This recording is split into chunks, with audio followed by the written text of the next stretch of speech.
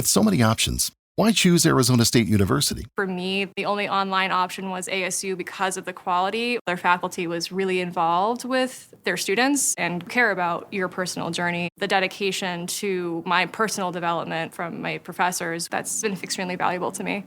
Earn your degree from the nation's most innovative university. Online. That's a degree better. Explore more than 350 plus undergraduate, graduate, and certificate programs at asuonline.asu.edu. You are listening to I Am Refocused Radio with your host, Shemaiah Reed.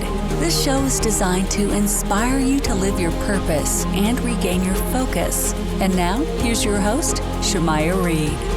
Welcome to I Am Refocused Radio. We are here again, and this time we have another show lineup for y'all. Today we're going to be talking to Jane Rubin.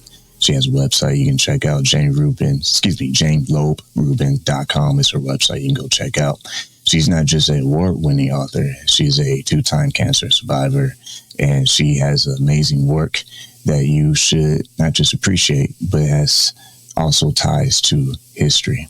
We're going to learn about all the books that she has written, but her latest novel, Over There, the final chapter of her Gilded City trilogy, it doesn't just tell a story, it also resurrects one. Because when it comes to being in the trenches of World War I, Over There shines a light on a largely forgotten chapter of Jewish American history, one where over 250,000 Jewish Americans served with courage, conviction, and quiet patriotism. So first and foremost, I want to land the airplane and get to my guest right now. Jane, thank you for taking time to be on the show today. How are you doing? I'm great, and I'm delighted to be here. Thank you for inviting me. Appreciate you being on here. So I know I kind of rushed to the chase, but let's pick up back on the book. When you think about how you got started with the process of writing, this is definitely a heartfelt project. What inspired you to not just dive into history, because obviously you had to do some kind of research, but also into the story?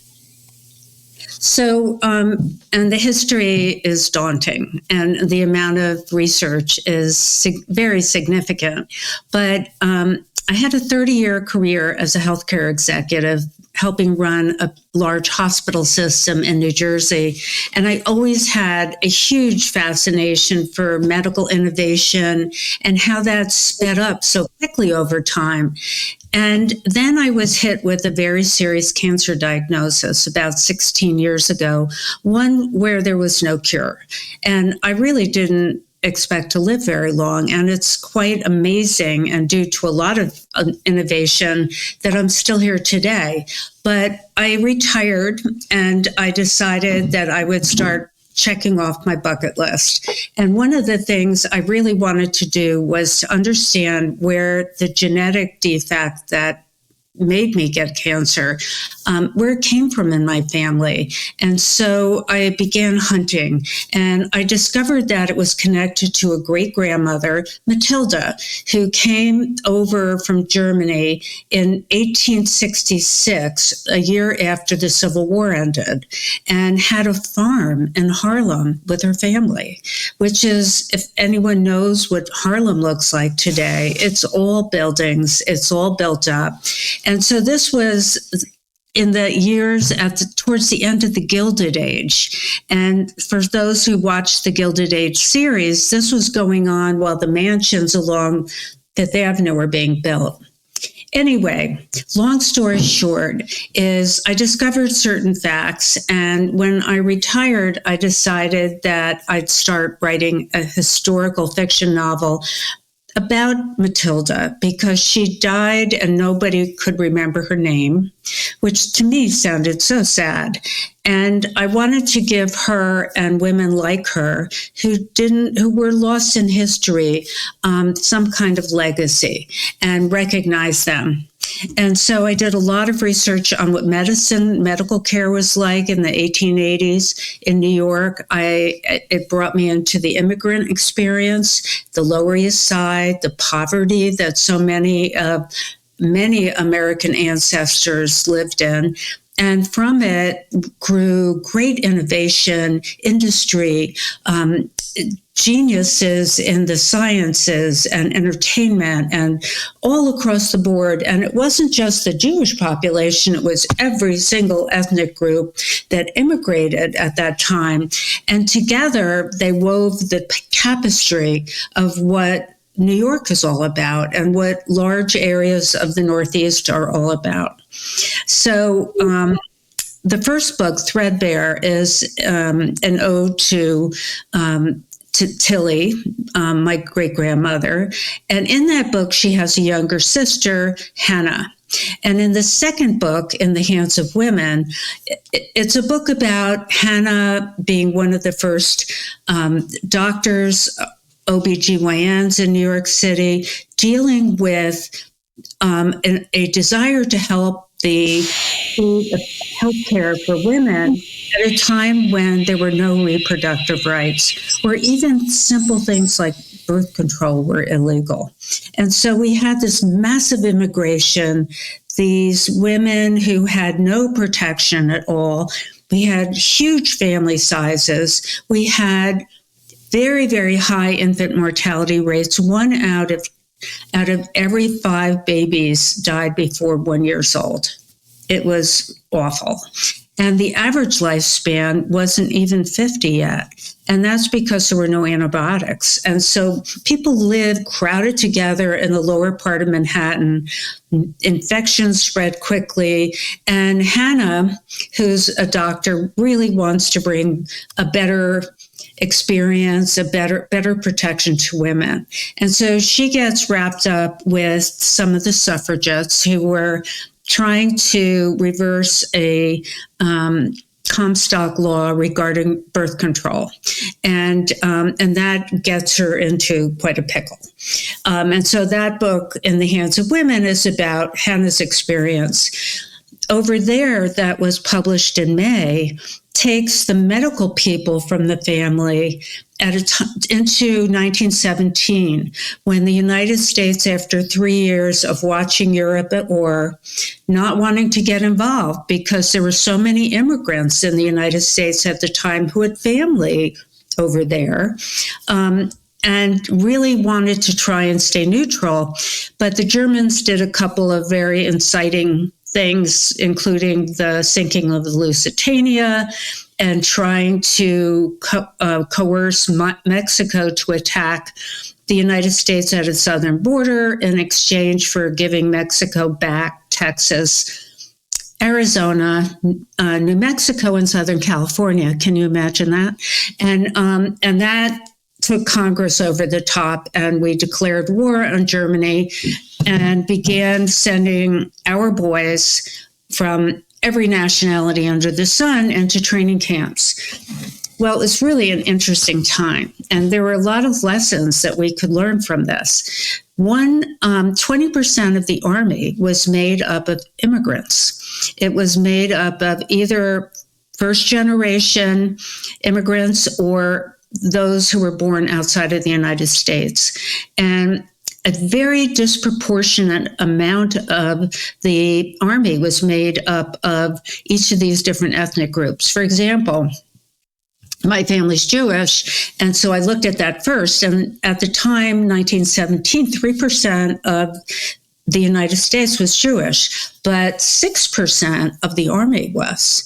And then it got me thinking, I wonder about the other nationalities. So I looked at the Italians, because the Italian neighborhoods were very close to the Lower East Side in Lower Manhattan, and 3% of the population was Italian, and 13% of the armed forces were Italian. That's amazing. That's an amazing number. And so it made me think of why. Why did all of these young men step forward and fight for the United States? I mean, can you imagine this today? I mean, it's really like a lot to wrap your head around. And there's a number of reasons, but aside from the fact that 6 months in or so, they were offered a fast-track citizenship, which was nice for them, of course.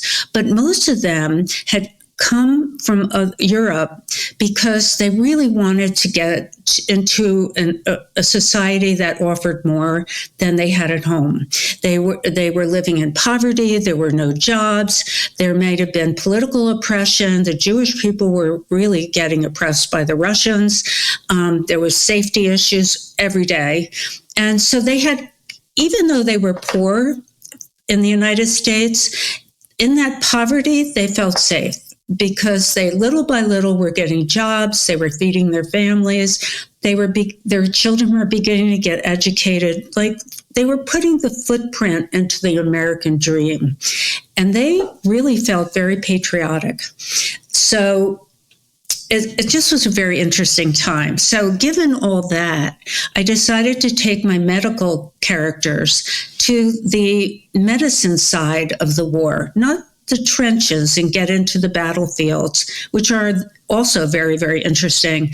But I really wanted them to be the first person observers of some of the remarkable innovations that occurred during World War I, which was the first war with modern warfare, like machine guns and mustard gas. But it was also the first war where we had ambulances, and we understood the importance of time to care. So to get those boys off of the battlefield and begin taking care of them had a huge bearing on how well they did, or if they lived or died. So ambulances were key. Antiseptics were key. Machine guns caused shrapnel, sprayed pieces of metal that got lodged in the body. And they were able to take portable X-ray into the hospitals near the battlefield. Never before had they been able to do something like that. They had blood transfusions. So all of a sudden, the opportunities to help the wounded lifted. And I wanted my characters who I'd been developing in the first two novels to be tested. How would they do under all of that stress? And I have some pretty interesting scenarios where not all of them do that well. And so we begin to see the human response from the medical side, not just from the soldiers who were under so much horrible pressure. That's a pretty long answer. I'm sorry. But I'm fourth book too now, so I could just keep going. That's good. I always like my guests to have the spotlight because that's the best way to learn everything that you have put together for our audience. When you, and first, real quick, listen to Refocused Radio, watching us online or listening to us on the radio, talking to our guest, Jane Rubin, go to her website, janeloberubin.com, and catch all the books. You probably going to need some popcorn, too, as a snack because it's probably going to be a page turner. But I've been told they're page turners. With the history that is very important, a lot of times it can be overlooked, a lot of times it can be misunderstood. How, when you look at today's news and the world, it's still antisemitism still out there, still things going on where people still feel like there's a target on their back. How is it important for younger people to really take the time to learn history? Because I think, listen, I really believe that in this country, people are entitled to draw their own conclusions and have their own opinions. I think it's one of the things that's so fabulous about the United States. But I do have a caveat. It should not come based on ignorance. It should not come based on stuff you see in 30 seconds on your phone, or things that people tell you under the impression that they're facts. It should come from a strong understanding, not only of current events, but of historical events. For example, In the Hands of Women, which has been an extremely popular one of the books in the series, deals with reproductive rights. I wrote it and finished it a year before Roe v. Wade was overturned. And the states could decide what they wanted to do about abortion rights. And but the book itself deals with what was the world like when women could not have birth control, when women could not end pregnancies. What was it like for them? Do you know that half of the terminations or abortions, if you want to use the A word, in the United States in 1900 were by married women? Not women who were single, had gotten themselves in a difficult corner. They were married women, and there are many reasons for it. Family sizes were huge. There was high mortality rates for moms. There were high mortality rates for children. And it put a huge burden on the family. And it was very difficult to enjoy your family because you were constantly struggling. And I don't know if you have kids, but for people who do, 2 or 3 children is really a pretty full plate. The average family size was between 5 and 7, and there were small quarters. They didn't necessarily have the money to clothe and feed their family properly. And so women sought out early term abortions.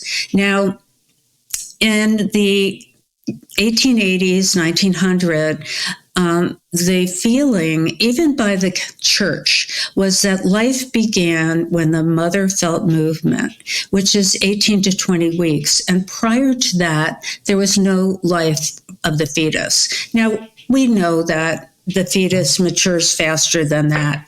But at the time, which is what a historical novel is it takes you into the time, not with modern knowledge, but with the knowledge that they had then. Midwives did most of the terminations, and they used herbal medications that created cramping and uterine contractions and often resulted in a miscarriage. And they didn't call it abortion. They had like really funny names like relieving the flow, giving the woman back her menstrual cycle. And so we found that 50% of terminations were married women. But in 1900, 2 specialties surfaced. One was obstetrics and gynecology, and the second was anesthesia. And they became practitioners in that specialty, and they were hospital-based. So what happened was that they wanted to get the midwives out of the picture. And so they used the laws to really push them off. And women came to the hospital getting anesthesia for childbirth, and they were trying to reclaim that business. They felt it belonged to them. So it was really a business struggle. It was not a moral struggle. It was a dollar struggle. And what happened with the midwives is that they lost the opportunity to do their deliveries to the doctors. And so they began to become more underground, doing more and more terminations, taking them closer to 18 to 20 weeks, where they were far more dangerous and required instruments. And you must realize that at the time, midwives weren't like they are today, where they have nursing degrees and they go to midwifery school and they take anatomy classes. These midwives at that time were trained by the apprenticeship method. So they really were not qualified to touch anything inside the body. And they were. And so very horrible things started happening to women, and more were coming into the hospital bleeding. Mm-hmm. And that is the world that my protagonist, Hannah, becomes part of. And that's one of her challenges in the book, is how to deal with this. When you think about the process it takes to get this all done and get out to the world to see it, and you start the process of marketing to readers out there, I can imagine the response you had from the first to the second to the third. What have you learned from each book, and has that marketing ever evolved over time as you release? Yeah. I have definitely developed a following. and a very loyal following.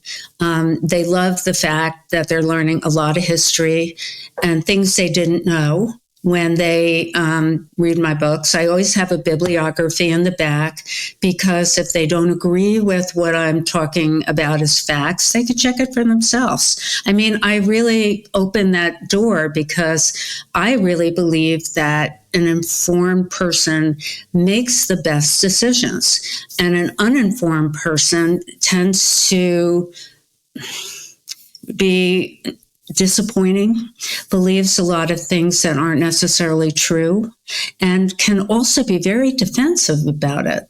So, yes, I have had audiences where a few people really challenged me, and I welcome that. I tell them, you have no idea what my position is on abortion. You have no idea. But I will tell you, I really believe in birth control. And I think people should be knowledgeable about birth control, and I think they should plan their families accordingly so that every baby who is born is wanted. I said, that is what I believe in. And I said, if you have trouble with that, then maybe we have a problem. But beyond that, you have no idea what I believe in. I'd never revealed it in the book.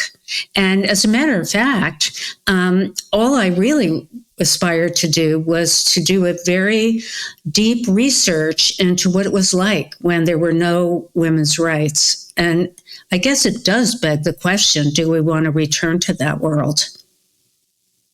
So, food for thought. If you're just now joining us, you listen to I Am Refocused Radio, talking to our special guest today, Jane Rubin. Go to her website, get copies of her book, JaneLobeRubin.com. Time is already melting like ice, but when you understand the concept of, okay, not only am I a writer, I'm a successful writer now. People are connecting to my stories. They're connecting to my mission of what I'm trying to present. Is that something that you always train for beforehand? Because you hear about writers who, this is like my whole life, and other writers just like, well, I was inspired to just do this project. What was it like for you, and how did that give you an edge? I was ill prepared. I tripped over backwards into it at the age of 65. I've been at it now for 6 years. I have 3 books out and a 4th one coming, and I have been really successful, partly because I write about things that I find important to me in a historical context. And they just happen to be issues that cycle in history over and over and over again. Women's rights has been cyclical. Immigration has been very cyclical. War has been probably the most predictably cyclical, horrible historical pattern. And the impact war has on not only the soldiers, but the medical workers who take care of them, and also their children left home, and their wives and their families struggling to live with constant worry. And these are issues that in my mature age really resonate with me. I'm not a contemporary women romance writer. I mean, those books, I'm not a beach read writer. I'm not a lot of those things because they don't resonate with me. And I'll read those books too in my spare time, but I don't want to spend a year writing one. I don't want to use what's left of my life to write for money. I really want to write for myself and an audience that cares about these issues. And I'm finding that there are a lot of people out there who do and who want to talk about it. Threadbare for many of my audience is sentimental. For those who are 3rd or 4th generation from immigrants, they are still hearing shreds of stories. Most of the stories have been buried in history, but my work brings them up. and they love raising their hand in an audience and sharing stuff, which is fabulous. When I did the last program on Over There, someone stood up and said, I have to share something that was like a miracle. And it was in the trenches in France, and her grandfather was a soldier, and in his platoon, there were several Jewish soldiers, and it was a very big holiday called Yom Kippur, and it's a day of fasting, a day of prayer, and a lot of religions have holidays similar. And he had seen a synagogue in a town nearby, and he asked the commander if he and 3 other men could go to the synagogue for prayer. And they were allowed to go. And while he was gone, the rest of his platoon was shot to pieces in the trenches. Not one soldier remained. And so when he came back, they were the only ones left living. And so he always felt that it was sort of God looking out for him. But when she got up and started sharing that, it made it feel so personal and real. And it made you forget that it was 1917 and, over 100 years ago, but that these were real living people dealing with like frightening circumstances, and they were finding solace in their religion. And it could have been any religion, any group, but it just happened that her grandfather was Jewish. I had 2 grandfathers who were Jewish who served in World War I. My father served in World War II with his 2 brothers. All 5 of them served in active combat. My father flew a fighter plane, a B-25 in the Pacific. He was only 21 years old. He was dropping bombs. My son at that age was rushing a frat house. Their whole idea of brotherhood was so different. And yet they never talked about it. So when I came up to that time period in the series, it was important to me to spend some time really understanding war. And so that's why I picked something not sentimental, like war. But the next book is sentimental.